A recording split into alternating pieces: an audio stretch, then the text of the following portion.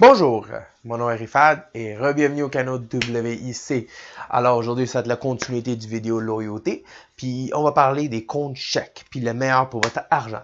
Alors, j'ai fait une recherche sur les 5 grosses banques au Canada, puis pour faire la liste en arrière de moi, dans le fond, il y a certains prérequis, qui offrent, la banque offrait 0$ de compte de banque.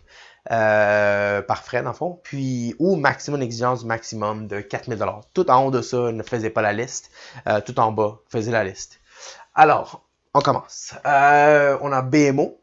Dans le fond, j'ai divisé comme ça dans le fond ta banque ici, la transaction, les frais, puis dans le fond, le minimum, excuse-moi, de la balance pour renoncer les frais. Alors, on commence. BMO offre 30 transactions, pardonnez-moi, pour 10,95$ à une balance de 3000$. Puis là, tu as ici BMO et TD offrent 12 transactions pour 4$ pour balance de 2000$. Tu ne payes pas de frais. Alors ici, on a BMO et TD offrent illimité pour 15,95$, puis 4000$ pour pas payer de frais. Puis là, on a Scotia et TD pour 25 transactions. Ils offrent à 10,95$, mais tu ne payes pas de frais quand tu as 3000$ de balance. RBC, malheureusement, a quand même fait la liste à cause du choix, dans le fond, le choix paquet, mais pas le choix de pas de frais. Malheureusement, ils n'offrent pas vraiment de compte pas de frais où il y a un minimum balance puis on paye pas de frais. Se sont plus focusés sur un paquet de services. Alors que je vais parler plus bas, mais ils n'ont pas vraiment offert d'autres choses. On continue.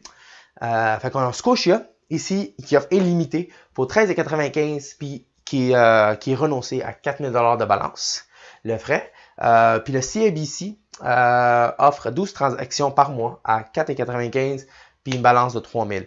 À part celle-là ici de CIBC, j'ai pas vu d'autres comme, mais c'est sûr qu'ils ont illimité, ils ont comme 25 transactions, des paquets comme ça. Mais c'est la seule que j'ai vu qu'il faut que tu aies un minimum puis ils renoncent les frais. À part de ça, j'ai pas vu d'autres forfaits malheureusement. Alors là, on parle des paquets, dans le fond, des paquets de services, que c'est exemple, tu prends plusieurs services, c'est quoi la banque t'offre. Alors, le paquet de BMO, tu payes pas de frais, mais les exigences sont que tu fais un achat par mois sur sa carte de crédit de BMO, tu déposes 1500$ par mois. Puis, tu as un compte d'épargne de n'importe quoi qui est juste ouvert. Si tu as ces 3 exigences-là, tu ne payes pas de frais, puis ça donne toutes les transactions illimitées, tu peux les retirer, tu n'as pas de frais si tu retires dans un compte ATM de BMO. Alors, tu as tout ça vraiment gratuit. Puis, tu as RBC qui, autres, offrent pas de frais, mais les exigences, ça varie. Ça dépend quelle sorte de service que tu prends avec eux. Alors, si tu as une hypothèque, tu as un compte d'épargne, un compte d'investissement, puis compte d'épargne aussi, puis un compte chèque ou un compte de carte de crédit. Alors, si tu as beaucoup de choses de même, là, tu peux pas nier vraiment, tout est limité. Tu ne payes pas de frais si tu as vraiment tout le service. Mais si tu as juste un compte d'épargne, un carte de crédit, là, tu vas avoir une réduction sur le coût de le forfait illimité, mais tu vas payer quand même des frais. Puis après, mais c'est sûr que là, tu peux dire, mais regarde, je vais aller aux 25 transactions, 12 transactions qui offrent, que là, tu ne paieras pas de frais. Sûrement parce que quand tu prends 2 services, c'est sûr que tu peux jouer avec, mais il faut que tu prennes d'autres services, puis tout ça. Puis pour qu'il y ait de CIBC, la seule chose qu'ils offrent, c'est de 30 à 50%, dépendant de ce que tu as. Si tu as une hypothèque, si tu as une ligne de crédit, tout ça avec eux, ils varient, puis ils offrent un rabais dépendamment le paquet que tu prends. Dans le fond, le forfait, on va dire le forfait de compte de chèque. Alors, dans tout ça, c'est quoi mon verdict, pour être honnête? Moi, personnellement, j'irais avec BMO.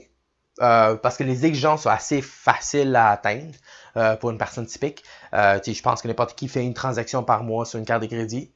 Il y a un compte d'épargne, puis il dépose 1500. Alors, si tu penses que tout le monde est capable d'atteindre ça, alors moi, je pense que c'est quand même accessible. Tout le monde. Fait que BMO, pour moi, c'est l'option.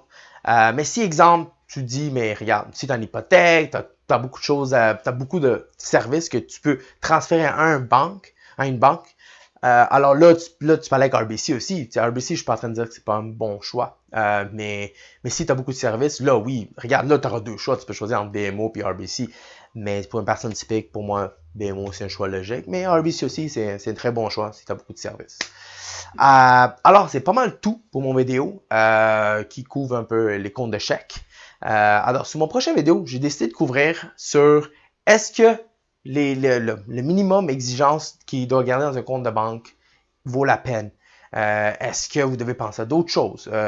Alors, je couvrirai ça sur mon prochain vidéo. Alors, restez à l'écoute pour la prochaine vidéo. Puis, alors, toute la source, dans le fond, d'où j'ai trouvé les informations, vont être en description. Alors, vous pouvez aller consulter si vous voulez. À part de ça, merci d'avoir écouté mon vidéo. J'apprécie ça. Alors, dans le fond, juste souscrire à mon vidéo quand vous avez une chance à mon canal, fait que vous pourrez faire avertir. Puis suivez-moi sur Twitter aussi, s'il vous plaît. Ça sera fantastique. Fait que alors, vous pourrez avoir des nouvelles que je tweete puis tout ça. Fait que j'ai hâte à communiquer avec vous. Jusqu'à la prochaine fois. Je vous remercie de nouveau. Alors, à la prochaine!